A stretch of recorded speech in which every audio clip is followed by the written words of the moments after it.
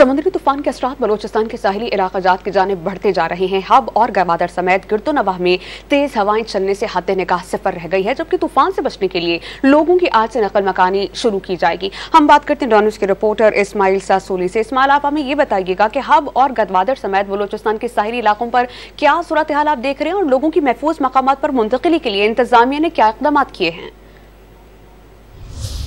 जी बिल्कुल, समंदरी तूफान के असरात की वजह से मामूलाती जिंदगी हब और गिरदोनवाह में मुतासिर हुए। सुबह से तेज हवाओं का सिलसिला जारी है। इस वक्त हब शहर, कोयटा, कराची शाहराह पर तेज हवाओं की वजह से हद निगाह बिल्कुल सिफर हो गई है। और हम बात करें गडानी की, जहाँ साहिली इलाका है, और डाम विंदर की, जहाँ तेज हवाओं की वजह से कुछ बताया जा रहा है कि घरों की छतें भी उड़ गई हैं और तेज हवा की वजह से मामूलाती जिंदगी और मवासलाती निजाम भी मुतासिर हुआ है। जबकि गवादर के जिले की बात करें, ओड़माड़ा, पसनी और जीवनी में भी तेज हवाओं का सिलसिला जारी है। और गडानी में जो नकल मकानी का सिलसिला है, जिला इंतजामिया की जानिब से कहा गया कि जो करीबी इलाके हैं समुद्री, वहां पर 2 रिलीफ कैंप बनाए गए हैं। आज शाम को नकल मकानी का अमल शुरू किया जाएगा।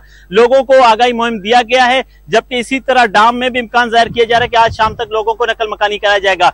इस वक्त हब शहर में और गडानी और डाम में तेज हवाओं का सिलसिला जारी है। उसके साथ साथ हल्का बूंदाबांदी का भी सिलसिला शुरू हुआ है। इम्कान जाहिर किया जा रहा है कि आज रात को बारिश की भी पेशिंग गोई है। और इस वजह से कहा जा रहा है कि इस हवाले से जो मुतासरा इलाके जाहिर किए गए हैं, जो हालिया तूफान से मुतासिर हो सकते हैं, उन इलाकों में नकल मकानी का अमल आज शाम को शुरू किया जा सकता है। जी।